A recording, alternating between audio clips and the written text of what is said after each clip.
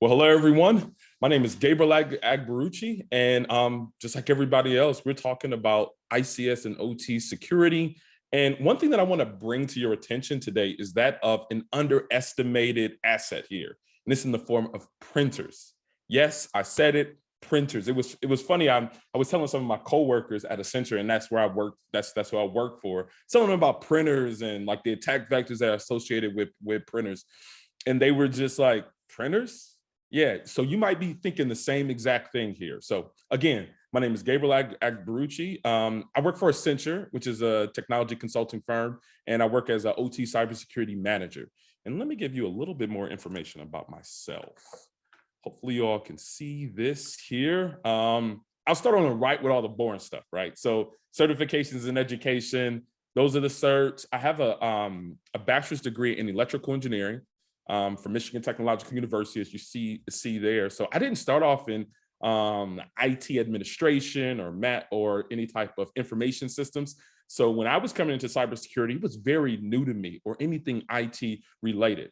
Typically in electrical engineering degree, you're very much so focused on math and sciences. So I took all the Calc 1, 2, 3, Physics 1, electromagnetism, power systems analysis, all of that stuff, which is very math intensive, but not very much so involved at all with cybersecurity. So I was coming into the field very fresh and very brand new.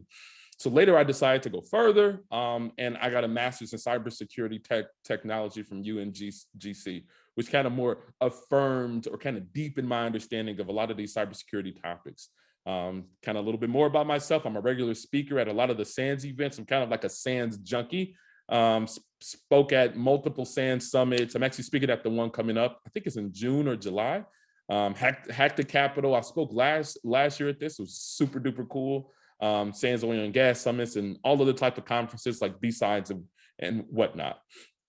I think one thing that I've been very interested in over my career is the effects that cybersecurity has on industrial environments, right? ICS, OT cybersecurity, which is why a lot of us are here right now. But I've participated. So one of my previous organizations was Mandiant. So they were Mandiant FireEye. So I worked as an industrial control systems consultant there, where we were pretty much front of the line as it concerns all cybersecurity services, whether it's pen testing, red teaming, incident response. And while I was there, I participated in probably one of the largest OT or cybersecurity incidents in the form of the Colonial Pipeline incident. So I was one of the specific incident responders for that incident that happened late, I believe it was late 2021, or mid 2021.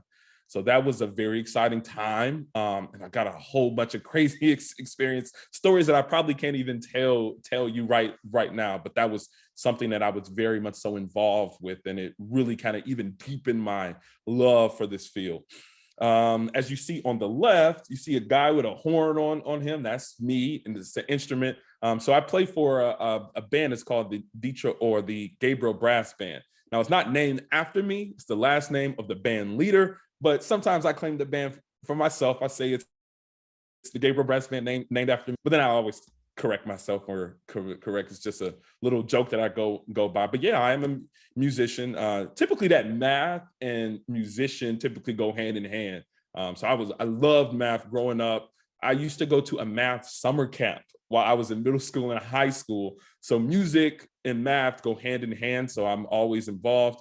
Actually, that was from a gig that we did not too long ago, earlier this spring. So that was very cool. I'm involved in that. I'm a YouTuber, right? I have a YouTube channel called Struggle Security, where my tagline is normalizing struggling in cybersecurity. Because I think it's okay to struggle, because I think a lot of times a lot of us practitioners make it hard enough for people to get in.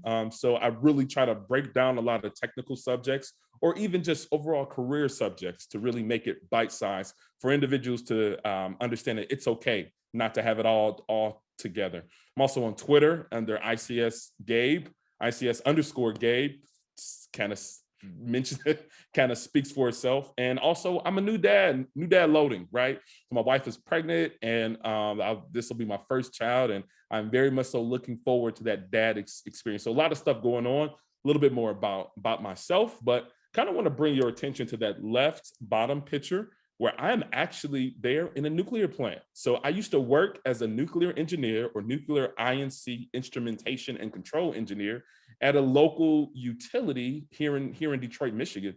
And it's called the Fermi 2 nuclear plant. And there is a picture in the control room. That's what a control room looks like. I think that was around 2015, 14 or so. That's what it actually looks like. It looks like it's straight from the 70s, straight from a 70s movie or something, but those are what control rooms look like even today, even with all the newer technology happening. And we were getting some visitors from the Fukushima nuclear plant who had at that time recently went through an earthquake and a tsunami type of event, where they were visiting our nuclear plant because we had a very similar reactor. I think we had a GE reactor, we had a boiling water reactor. So they were visiting, kind of like really trying to understanding some of the cybersecurity mechanisms and things that we implement in our program. So it's a little bit about me there, maybe a lot of bit about me, but let's get into the subject where I want to lay down the premise. Why are we talking about this? Why are we talking about printers?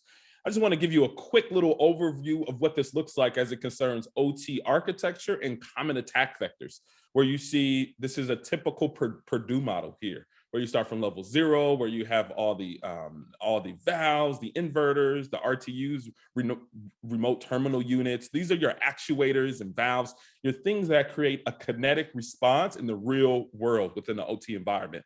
You have a control level 1, or your level 1, where you got your HMIs, your human machine interfaces, your safety PLCs, your SIS, your safety instrumented systems. That's in your level 1. Then you have the supervision level in level 2, where you're looking at all of the processes happening in level 1 and level 0. You're monitoring them for safety concerns, all these different things. Then you move up to where a lot of your data is, right? You have your data historian, you have your mesh servers, you have all of these things. And then level 3.5 is kind of that buffer between OT, is that 3, 2, 1, and 0, and your IT, which is at level 4. That's your buffer zone, where your antivirus, intrusion detection systems, monitoring, all of that different types of stuff.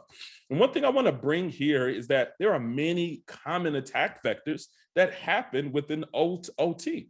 It can go from insecure remote communications, where you've had, I believe there was a Florida incident where they had a remote service that was exposed to the internet, where attackers were able to gain direct access into the water treatment center or the water treatment facility just with this insecure remote access. I don't even think it had multi-factor authentication.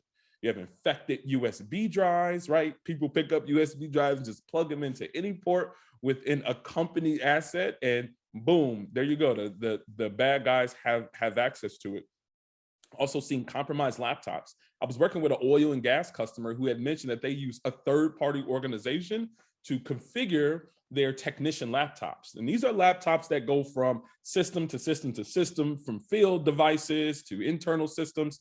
And what had happened is that third-party vendor, they had actually had a ransomware incident within their organization. So all of their laptops that they were configuring for this large organization had been infected with ransomware, i.e., they went in and tried to service some of their systems for the oil and gas the customer, and ransomware spread from those laptops from the third party into the control system environment. You have a lot of that, insecure authentication mechanisms, no multi-factor authentication, clear text or a default passwords. We're going to get more into that, so look out for that one. Insecure wireless communication.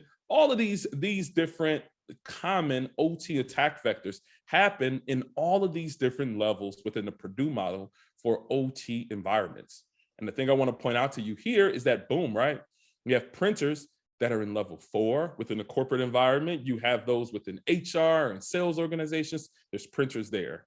There's printers in the DMZ area, right? That 3.5, level 3, level 2, at times even in level 1. Printers exist within all of these different levels between IT and OT.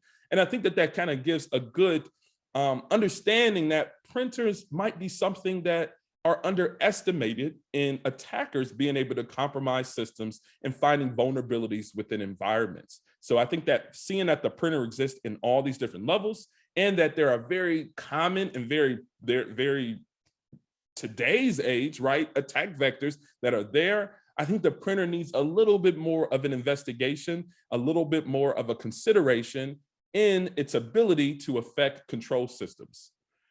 So I want to bring some more examples here. So on the left is a BMS or BAS, BMS standing for Building Management Systems or Building Automation Systems. These are systems like fire alarm systems, fire suppression systems, HVAC, right? Heating and cooling.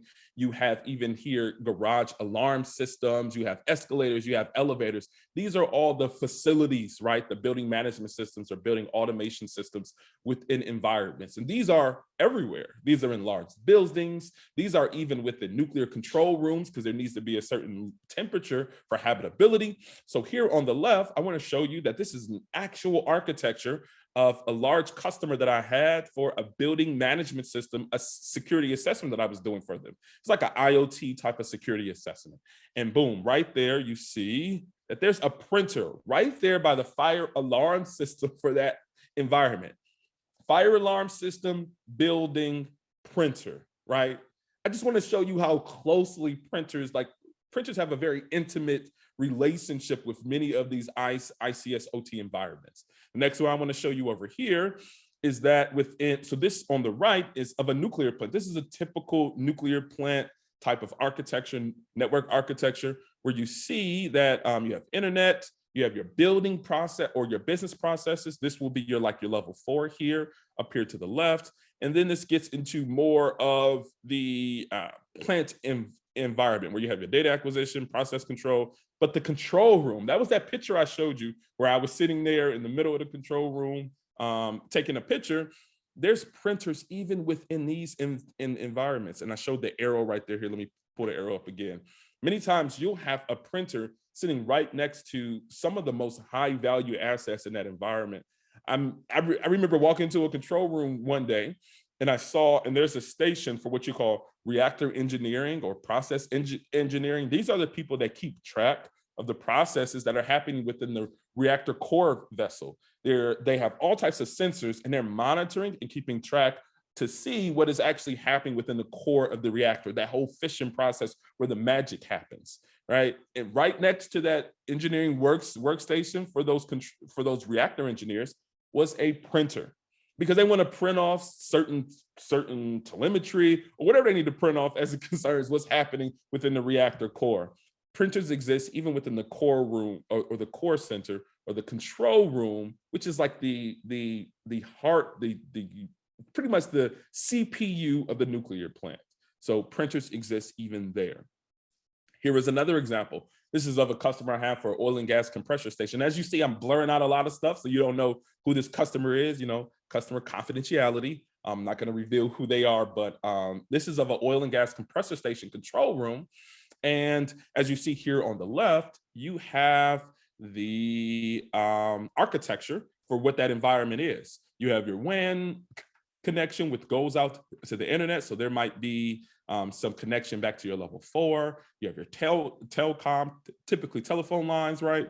That's your telecom panel, which routes into the other areas where you have your fax, your phone for the next connections. But as you see here, you have your primary station, HMI or human machine interface, secondary, your tech PC, solar, all of that is there. And this is your switch. This is static switch. It's pretty much a Cisco switch here, a large Cisco switch for industrial use. But boom, right there, you have a printer sitting right next to all these different high value assets. And this is an actual picture of what this architecture is. So you see these HMIs, these tech PCs. These are all these PCs. I think there are a couple here on the right also. These are all these tech PCs, and boom, right there, printer. Do I highlight that here? Yeah. So that's that printer hitting there. And then the other printer is boom, right there, sitting on this tower. I think that's a server, or maybe just a tower for one of these PCs. Again, printers sitting right next to high value assets, even within oil and gas compressor stations. Now, this one is the main control room. This is the main control room for that same customer, oil and gas customer. So this controls all of the different compressor stations and storage stations for this particular customer. Again, you're seeing these monitoring systems. You're seeing something they're keeping track of here. These are probably some type of assets, or maybe something that's just giving a view into what's happening within the control environment for the stations or all of the stations. And boom, there's a printer right here. I didn't get a good picture of it when I was there, but it's there. So again, high value assets right there by printers within OT. That means that printer should be something that is of a higher value. So now I'm gonna present to you an attack, right? So this is an attack that's that I use very commonly. I haven't seen it in many places, but this is an attack I use very commonly against printers in the case of me doing an internal pen test or some type of red teaming activity. So let me just go ahead and set the stage here. So pretty much we start with an internal pen test where the perspective of this is a assumed breach type of perspective. So let me kind of give a little bit more about that. Typically what customers do is that they say, hey, we want you to come into our environment to try to find vulnerabilities within our systems so that we can patch them and find remediations and mitigations for them before the bad guys find them. So I was working for a firm, and they brought us in order to do many of these internal pen tests.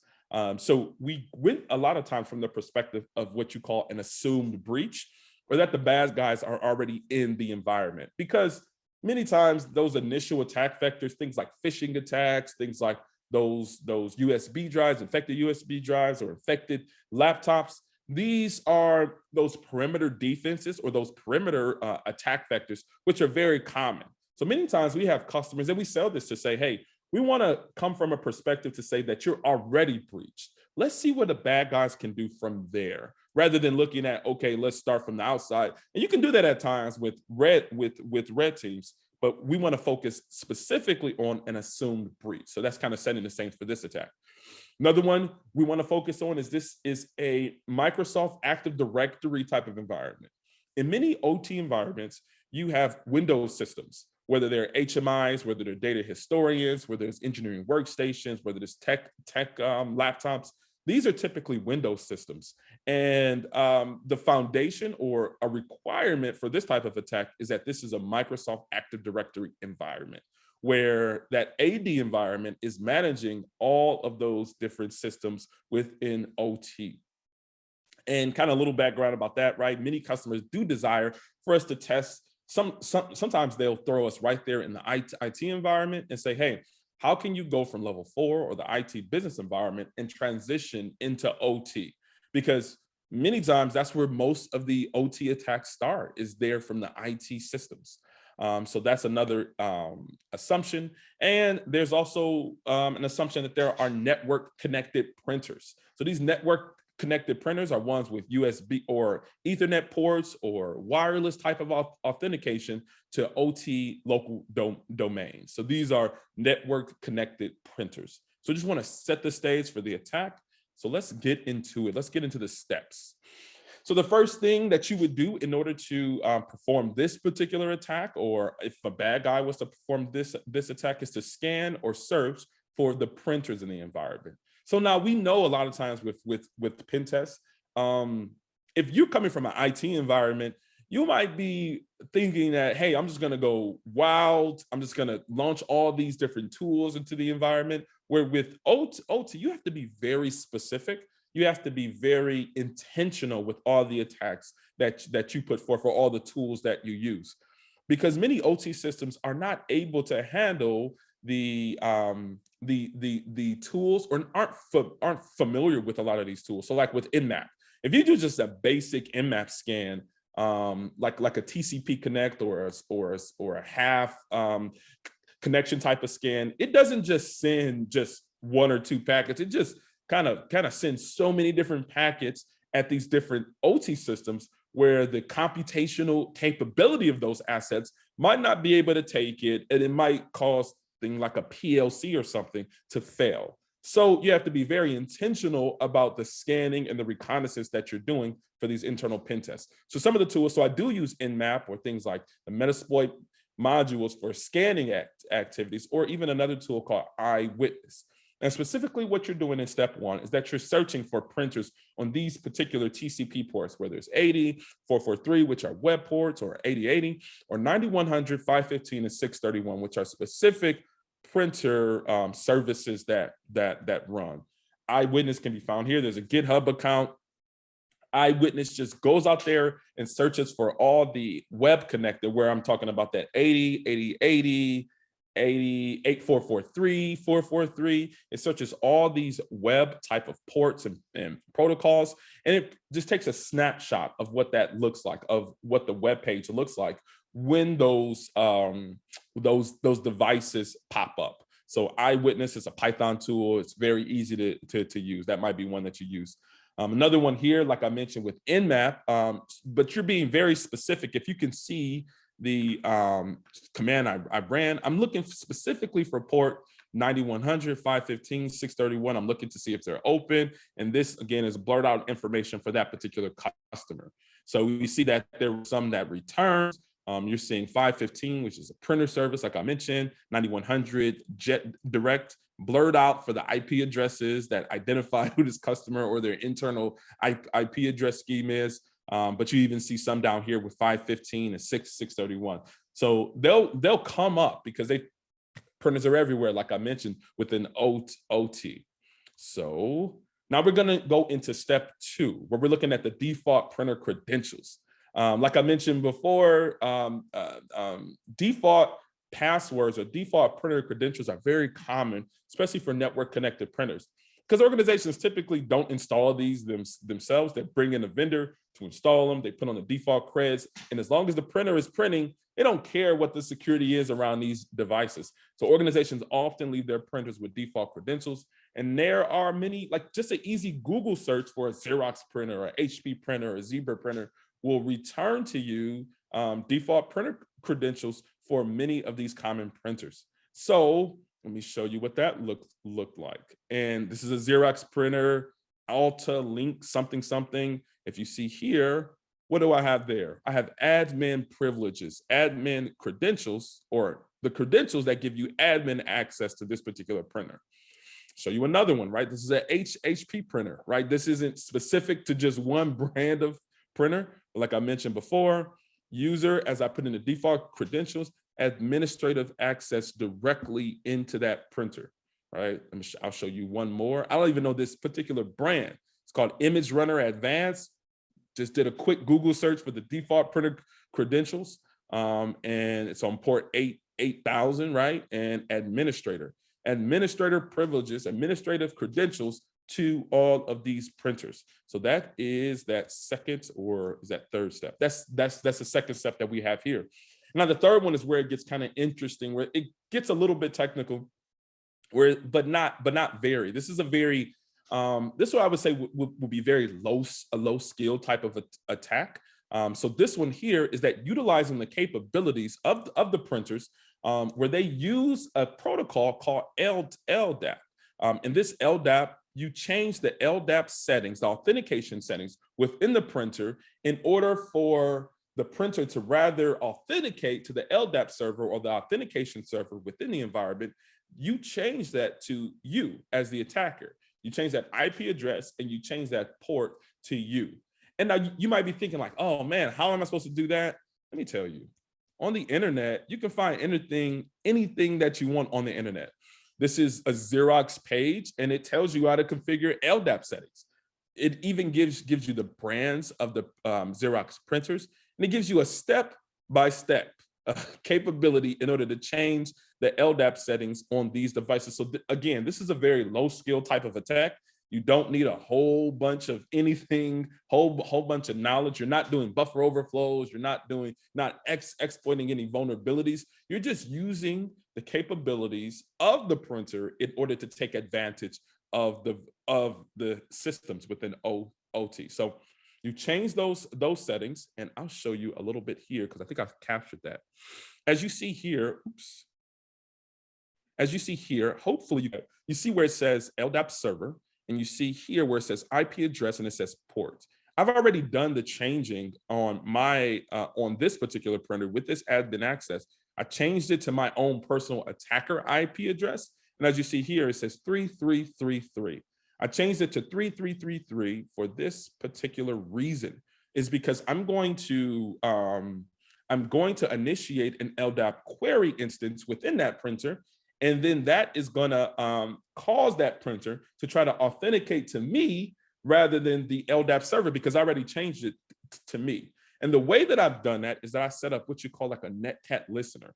And netcat is a tool that you utilize in order to, so it's a tool, it comes native on Kali Linux. It kind of does monitoring and network kind of manipulation type of capabilities where a lot of attackers use it. So here I'm using netcat to set up a listener. So that's what this L is. So it's pretty much listening on the network. And this is the V stands for verbose, which means the output, but I'm checking this 3333, right? Port 3333. So this command is pretty much saying, listen on the network for anything talking on port 3333. But you can make it anything. You don't have to make it 3333. You don't have to make it anything that's typical. You probably want to stay away from some of those common ports because other protocols are talking there. But after I initiate, like I mentioned, sorry, I'm zooming back and forth. After I initiate that LDAP query, I use NCAT in order to intercept the clear text credentials for that printer. So when I say the clear text credentials, I'm talking username and password. So it's not just username and password of a printer device, but it's username and password of a domain join account, a domain join account. And that's what I was just showing you there. Is that here, and I kind of name it here for the domain is the number one, again, blurred out for the customer. This is the domain that it's so on. So it'll be whatever domain that you're pen testing on. Number two is the username. So that's the username for both of these.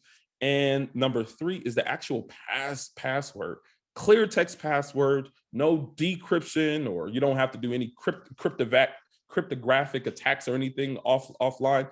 Gives the username and clear text password of that system. And boom, you have a domain joined account. And now the question now is, what can you do with that?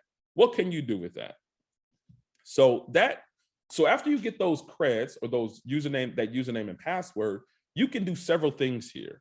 You can do, as I said, the first one is that you can use the Bloodhound tool to enumerate OT Active Directory environments. So now you can map out the whole Active Directory environment with a very low level account, low level domain account. That's one thing that you can do with those credentials.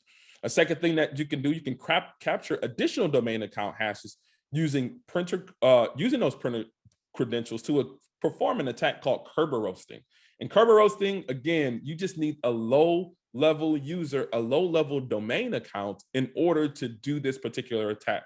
Now, this is what you can start to elevate privileges, because you can capture hashes of greater credentialed individuals within the Active Directory environment. And then you might even be able to get domain admin, which is pretty much the king of the Active Directory environment. So I've seen in situations where people have done Kerber roasting attacks with low-level user credentials, and they've gotten domain admin. And there, you're pretty much king of the systems, king of the kingdom. The third one that you can do is that once you have that administrative access, and you don't even need to capture those credentials, but you can search for old print jobs on those printers. Think about it, right? A lot of times people print things all of the time, and sometimes you get your printers kind of jamming into print jobs. Many times these printers, where is it? Xerox, HP, Zebra, you name it. Image Runner was that random one that I saw. You're able to get those cache print jobs within the printer, and you can see some sensitive information for the organization. I've been able to get full PDFs and full Visio documents of different plans and different sensitive information about the organization I was pen testing again. And the last one is using crack map exec. That's another tool, or other enumeration tools, in order to just fire off those credentials to all the different systems in the environment. Now, this isn't for like red team, because in red teaming, you typically want to be quiet, but crack map exec is a very loud tool. So if you have within your rules of engagement that you're not trying to be quiet, you're just trying to find the vulnerabilities, you can just take those low-level credentials, throw them in a crack map exec, and see if you can log into any other systems in the environment. So these are some things that you can do just from having low-level privilege from some printer credentials. And I think the thing about it, as I'm wrapping up here, is that this asset is everywhere. Printers are everywhere, and it's very important to try to turn over every single rock, every single system, or every single asset, and not underestimate the power of the printer. Do not underestimate the power of the printer. So let me leave you here with a few recommendations. I think I'm coming up on time here. Where one is to strengthen OT password policies for like across the domain within OT. Things that are very common in OT even today are shared passwords for different accounts to log into PLCs. Maybe you might want to do something with some segmentation activity where only certain hosts are able to access certain printers or devices. But overall, really, typically you want to have the password policy that is within the IT environment to also be there within the OT environment. Don't allow weak passwords to propagate these OT environments. You need to harden your printers, ports, protocols, and services. If there are printer services that you are not using, if you're not using the web UI, all these different things, you can disable all of that. That decreases the attack vector for those devices. Regularly clear your cache print jobs. And just like I mentioned, you can find sensitive information from unfinished or even historical print jobs. Clear all of that out of your printers, especially when you're printing off sensitive information. You can even apply this to your home printers too, because you might be printing off, I don't know, social security numbers or copies of passwords or birth certificates. Go into your printers and clear some of that information. And overall, really change your printer default credentials. Don't keep the same printer default credentials, because that was really the crux. That really allowed me to get into a lot of these different systems in order to find the vulnerability and elevate privileges from there. So these are a few recommendations or remediations. And overall, I just want to leave you all with my socials and kind of just say, hey, like, don't underestimate the power of the printer. And these are my socials here. Like I said, I have a YouTube channel called Struggle Security. You can follow me on Twitter. DMs are open. I'm kind of rushing here at the end because I think I'm right here up on time. But thank you. And if you have any questions, is there time for questions or answers? I am free and happy to answer any.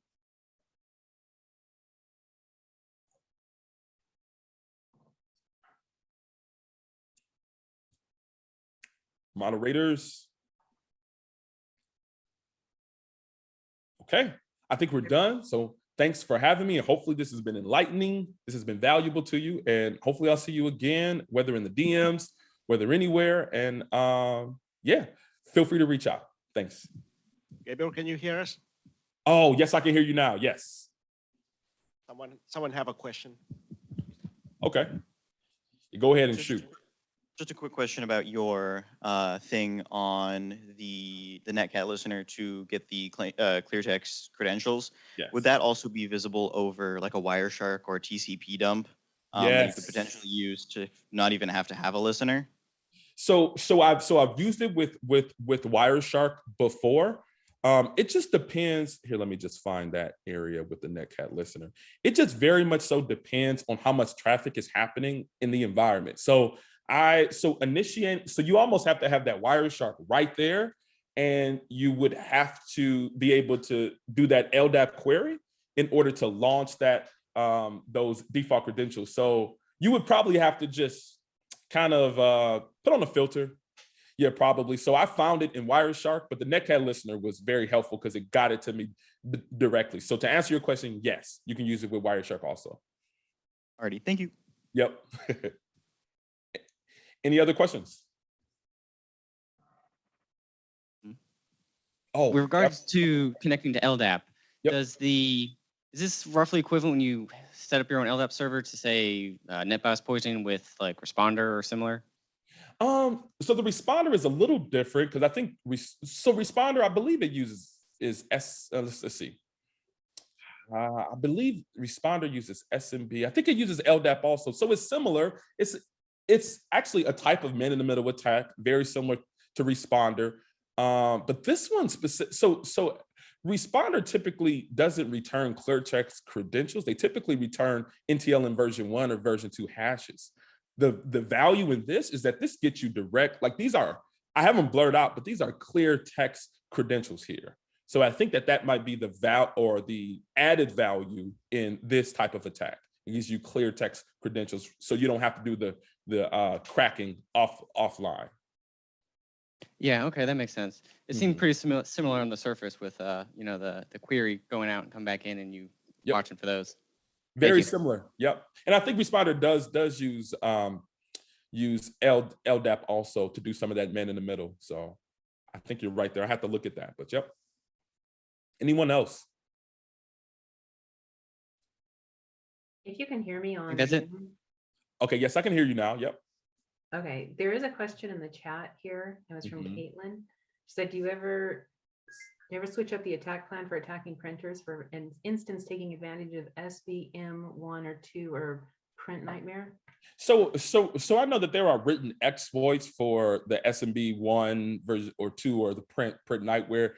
Those are very, so now security operation teams, right, and SIMs, they have things in place in order to detect. And some of these exploits are being used for some of these very the Print Nightmare is a very popular attack. This one is just using the capabilities of the printer. It's almost loud, right? It's almost living off the land. So I think that you find this vulnerability, or you exploit this vulnerability by using very common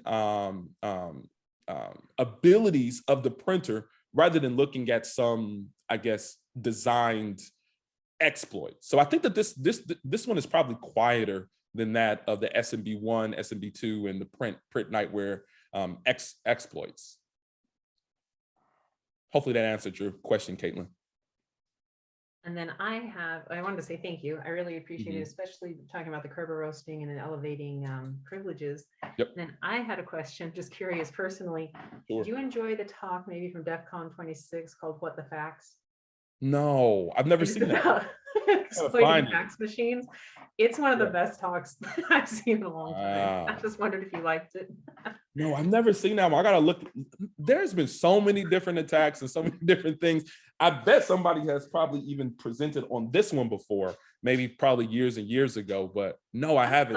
I remember something similar to this, like maybe from Circle City Con or something like that, but What the Facts, I think, is worth it. Okay, definitely, I'll check that one out for sure. What the Facts? And you said from DEF CON 2018? From DEF CON 26, I think. 26. Okay, cool. 2018, yeah. Perfect. Eyal Itkin and Yanni Balmas. I just looked it up. Yep. Nice. Awesome. Any other questions? I think I'm getting some LinkedIn's and some DMs, so I will be reaching back out to you all because I'm seeing some stuff. So yeah, thank you everybody, and I'm